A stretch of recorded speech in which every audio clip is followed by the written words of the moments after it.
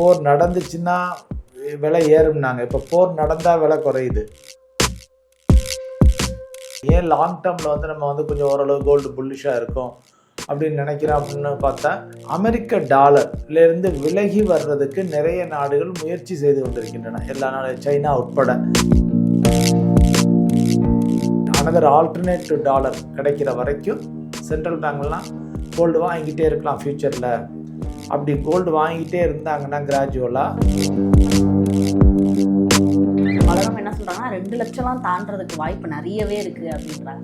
இன்னும் சில பேர் வந்து 1 லட்சத்தையே கம்மியாகலாம், குறையறதுக்கான வாய்ப்பும் இருக்குன்றாங்க. எதை தான் சார் நம்பலாம்? கிட்டத்தட்ட ஒரு 15,000லேருந்து 18,000 ரூபா வரைக்கும் கிராம் போகிறதுக்கு இருப்பதற்கு வாய்ப்பு இருக்கிறது. இவங்க இன்டர்நேஷனல் பேங்க்ஸ் எல்லாம் சொல்றதை வச்சு நம்ம பார்க்கல.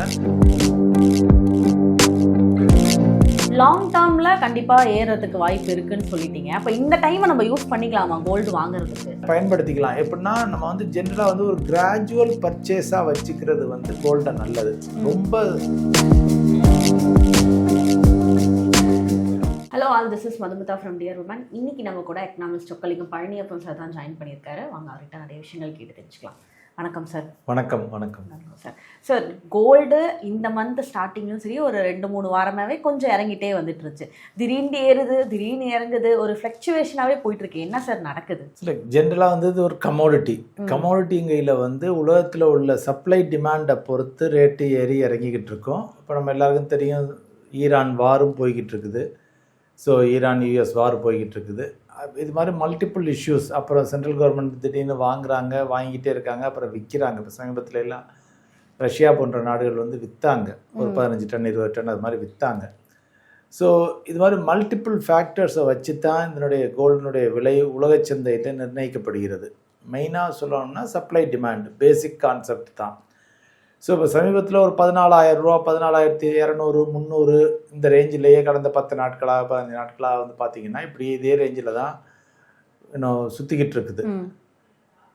இந்த ஃபர்தராக எதுவும் இண்டிகேஷன் இல்லாத வரைக்கும், ஏன்னா இது ஆல்ரெடி வந்து ஒரு நல்ல ஒரு பீக்கை ரீச் ஆகிருக்கு. இப்போ என்னென்னா ப்ராப்ளி என்ன நடந்திருக்கலாம் அப்படின்னா, சென்ட்ரல் கவர்மெண்ட்ஸ் வந்து கொஞ்சம் வாங்குறத கொஞ்சம் குறைச்சிருக்கலாம். அவங்க கண்டினியூஸாக வாங்கிக்கிட்டே இருந்தாங்கன்னா விலை ஏறிக்கிட்டே இருக்கும். ஸோ இப்போ அவங்க வாங்குறதுகளை கொஞ்சம் குறைச்சிருக்கலாம். ஏன்னா உலகத்தில் பல இஷ்யூஸ் ஓடிக்கிட்டு இருக்கு. இப்போ ஆயில் பிரச்சனை போய்கிட்டு இருக்கு. அப்படிங்கிற சமயத்தில் இப்போ அவங்க போய் கோல்டை போய் இன்வெஸ்ட்மெண்ட் பண்ணாமல் டாலர் கையில் இருந்துச்சுன்னா ஆயில் வாங்கலாம். எல்லா நாடுகளுக்கும் அது ஒரு பெரிய பிரச்சனையாக இருக்குது. ஸோ இந்த அடிப்படையில் தான் இன்றைக்கி வந்து நம்ம கோல்டை பார்க்கணும். ஸோ கோல்டினுடைய ரேட்ஸை வந்து இந்த அடிப்படையில் பல குழப்பங்கள் இருக்கின்றன. அந்த குழப்பங்களுக்கு நடுவில் இந்த திடீர்னு போர் நிற்கிது. இப்போ முதல்லாம் போர் நடந்துச்சுன்னா விலை ஏறும்னாங்க. இப்போ போர் நடந்தால் விலை குறையுது. ஏன்னா போர் நடந்துச்சுன்னா என்ன ஆகும்? போர் நடந்துகிட்டே இருந்துச்சுன்னா அமெரிக்காவுக்கு பிரச்சனை. அமெரிக்காவில் வந்து இன்ட்ரெஸ்ட் ரேட்டை ஏற்றணும். அமெரிக்காவில் இன்ட்ரெஸ்ட் ரேட்டை ஏற்றுனாங்கன்னா கோல்டனுடைய விலை அடிபடும். எல்லாரும் கோல்டை விற்றுட்டு அதில் இன்ட்ரெஸ்ட் அதிகமாக கிடைக்குதுன்னு அமெரிக்க டாலர் பாண்டுகளை வாங்க ஆரம்பிச்சிருவாங்க. ஸோ அதனால் இப்போ போர் நடந்துச்சுன்னா விலை குறையுது, போர் நிப்பாட்டினாங்கன்னா கொஞ்சம் விலை ஏறுது. இதுதான் நடந்துக்கிட்டு இருக்குது. ஸோ ஓவரால் அல்டிமேட்டாக வந்து பார்த்திங்கன்னா ஒரு லாங் டேர்மில் வந்து கோல்டு வந்து ஒரு புல்லிஷாக தான் இருக்கும். புல்லிஷ் இன் த சென்ஸ் விலை சற்று ஏற்றம் கண்டு தான் இருக்கும். ஒரு லாங் டேர்மில் வந்து பார்த்தோம்னா, ஷார்ட் டேர்மில் சடனாக குறையிறதுக்கு எல்லாமே வாய்ப்புகள் இருக்கின்றன. பட் லாங் டேர்மில் வந்து அதனுடைய பேசிஸ் என்னென்னு சொல்லிடுது. ஏன் லாங் டேர்மில் வந்து நம்ம வந்து கொஞ்சம் ஓரளவு கோல்டு புல்லிஷாக இருக்கும் அப்படின்னு நினைக்கிறோம் அப்படின்னு பார்த்தா, அமெரிக்க டாலர்லேருந்து விலகி வர்றதுக்கு நிறைய நாடுகள் முயற்சி செய்து கொண்டிருக்கின்றன. எல்லா நாடும், சைனா உட்பட. இப்போ வந்து பார்த்திங்கன்னா ஈரானும் சைனாவும் வந்து வாங்க நம்ம யுவான்லேயே வந்து டீலிங் பண்ணிக்குவோம் ஆயில் சப்ளை பூரா அப்படின்லாம் சொன்னாங்க. ஸோ அது மாதிரி பல நாடுகள் வந்து இந்த அமெரிக்கா வந்து டாலர் பவரை வச்சு எல்லா நாடுகளையும் நசுக்க பார்க்கிறது அப்படின்னு சொல்லிட்டு எல்லாரும் அதை விட்டு விலகிறதுக்கு முடிந்தவரை முயற்சி செய்கிறார்கள். அதில் வந்து இன்னும் இது வரைக்கும் ஒரு காமன் கரன்சி இன்னும் ஏற்படவில்லை. டாலர் மாதிரி ஒரு காமன் கரன்சி வரல. அதற்கு பதிலாக என்ன பண்ணுறாங்கன்னா, வாங்க போய் நம்ம கோல்டை வாங்கி வச்சுக்குவோம் அப்படின்னு சொல்லிட்டு சென்ட்ரல் பேங்க்லாம் ஏற்கனவே நிறைய வாங்கிட்டு இருந்தாங்க. இப்போ கொஞ்சம் பாஸ் ஆகிருக்கு. திருப்பியும் அந்த சென்ட்ரல் பேங்க்லாம் வாங்கலாம் அப்படின்னு நம்ம எதிர்பார்க்குறோம். அன்டில் ஒரு neutral currency, another alternative dollar கிடைக்கிற வரைக்கும் சென்ட்ரல் பேங்க்லாம் கோல்டு வாங்கிக்கிட்டே இருக்கலாம் ஃப்யூச்சரில். அப்படி கோல்டு வாங்கிட்டே இருந்தாங்கன்னா கிராஜுவலாக டாலரை வச்சுக்கிறதுக்கு பதிலாக டாலரை விற்றுட்டு கோல்டாக வாங்கிக்கிறாங்க. அப்படிங்கையில் வந்து ஒரு நீண்ட காலத்தில் வந்து ஒரு ஏறுமுகமாக தங்கம் இருப்பதற்கு வாய்ப்பு இருக்கிறது. இப்போ மே மாதம் வரதுக்கு 1-2 நாள் தான் இருக்குது. பலரும் என்ன சொல்கிறாங்கன்னா 2 லட்சம்லாம் தாண்டறதுக்கு வாய்ப்பு நிறையவே இருக்குது அப்படின்றாங்க. இன்னும் சில பேர் வந்து 1 லட்சத்தையே கம்மியாகலாம், குறையிறதுக்கான வாய்ப்பும் இருக்குன்றாங்க. எதை தான் சார் நம்பலாம்? குறையுமா இல்லை ஏறுமா சார்? இன்னைக்கு உள்ள நிலைமையில் வந்து பார்த்தா இப்போ ஒரு இன்டர்நேஷ்னல் லெவலில் எடுத்துக்கினோம்னா பர் அவுன்ஸு வந்து டாலரில் $4700 இருக்குது பர் அவுன்ஸ். ஸோ இன்டர்நேஷ்னலில் வெவ்வேறு வங்கிகள், ஜேபி மோர்கன் சேஸின் பேங்க்குன்னு இருக்குது, இது மாதிரி பல வங்கிகள் இருக்கின்றன, இன்வெஸ்ட்மெண்ட் பேங்க்ஸு. அவங்க ஒரு ஃபோர்காஸ்ட் கொடுக்குறாங்க. அது நடக்கலாம் நடக்காமலும் போகலாம்.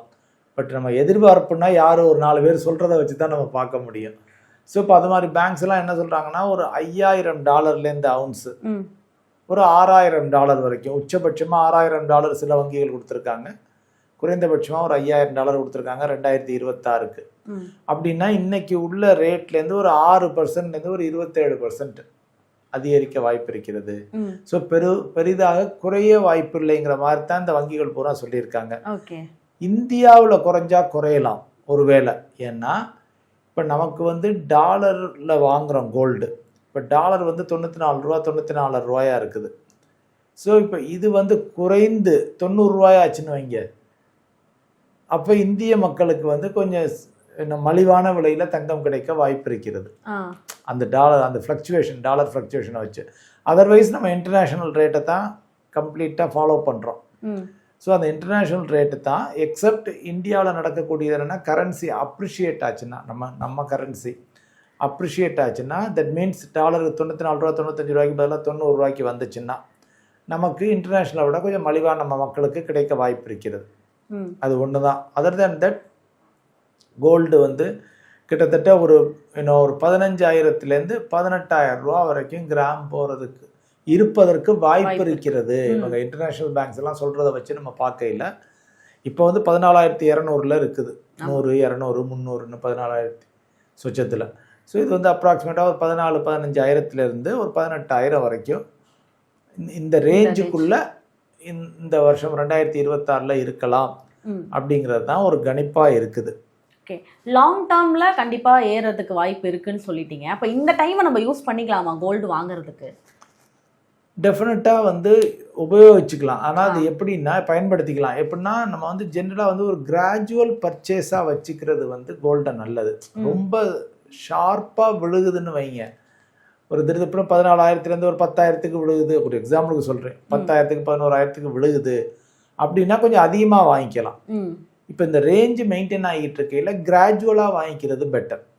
ஓகே, மாதம் ஒரு தொகையை, ஏன்னா சிறு முதலீட்டாளர்கள் வந்து மாதம் அவங்களுடைய சம்பளம் வர்றது மாதம் தான். பிஸ்னஸ் பண்ணால், சின்ன பிஸ்னஸ் பண்ணாலும் அவங்களுக்கு டெய்லி வந்தால் கூட மாதம்தான் அவங்களால ஒதுக்கி வைக்க முடியும்.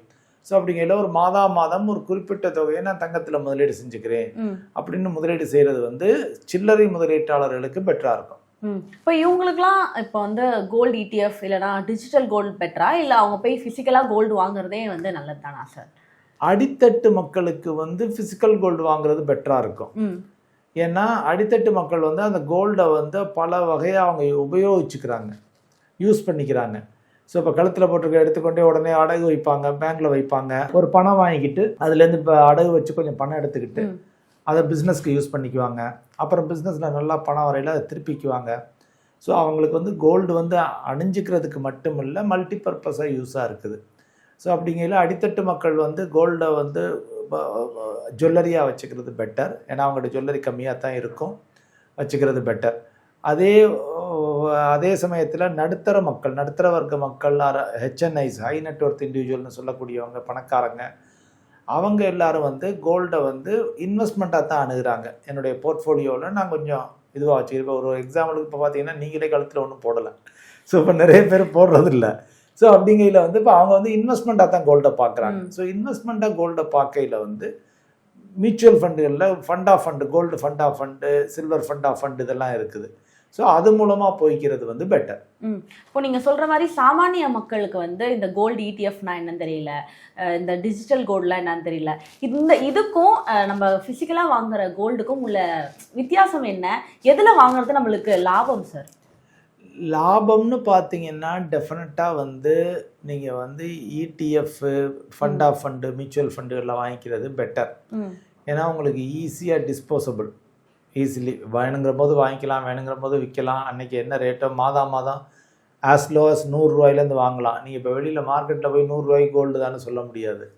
இங்கே வந்து நம்ம அதை செய்ய முடியும். 100 ரூபா, 200 ரூபா, 500 ரூபா, இது எல்லா எந்த ரேஞ்சுக்கு வேணாலும் நீங்கள் வாங்கிக்கலாம் கோல்டை. Plus neat and clean. கொடுக்குறது 24 கேரட் கோல்டு அவங்க வாங்கி கட்டியாக வச்சிடுறாங்க. எல்லாமே அக்கௌண்டட், ரெகுலேட்டர் இருக்காங்க. இது மியூச்சுவல் ஃபண்டை நடத்துறது பூரா பெரிய நிறுவனங்கள். ஸோ அதனால் ஏமாற்று வேலை அப்படிங்கிறது கிடையாது இன் ஜென்ரலாக, பயப்பட வேண்டாம்.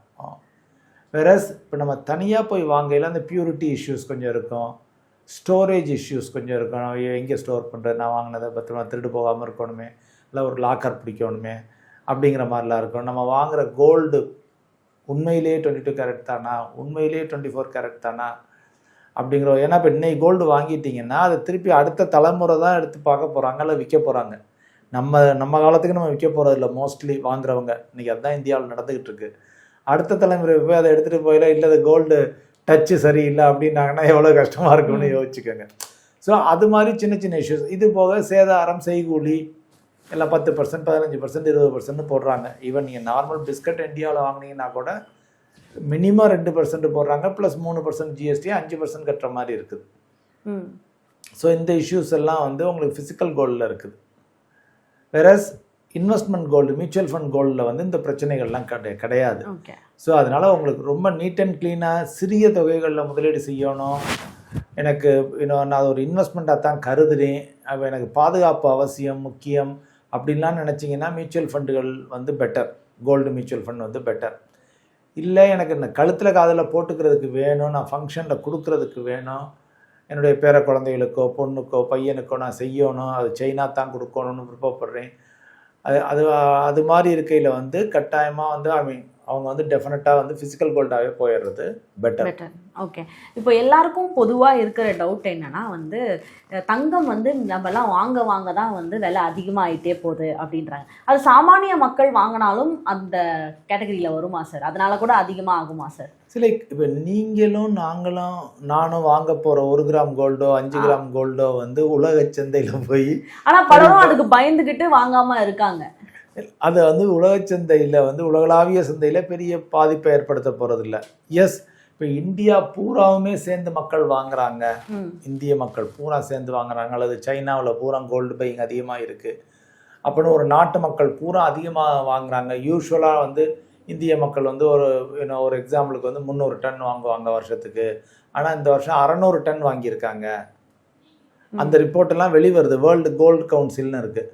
வேர்ல்டு கோல்டு கவுன்சில் வந்து இந்திய மக்கள் எவ்வளோ வாங்கினாங்க, சைனா மக்கள் எவ்வளோ வாங்கினாங்க, அது எல்லாத்தையுமே ரிப்போர்ட் வெளியிட்டுக்கிட்டு தான் இருக்காங்க.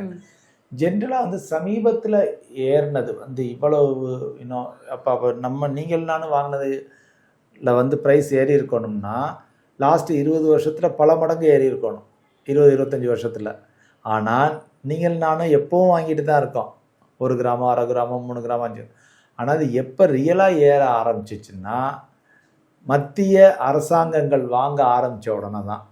சீனா, இந்தியா, துருக்கி, உங்களுக்கு கத்தாரு, இது மாதிரி பல நாடுகள் வாங்க ஆரம்பித்த, ரஷ்யா, இது மாதிரி பல நாடுகளினுடைய மத்திய வங்கிகள் போய் மார்க்கெட்டில் 50 டன் 100 டன் 25 டன், நம்ம கிராமில் பேசுகிறோம், அவங்க டன்னில் பேசுகிறாங்க.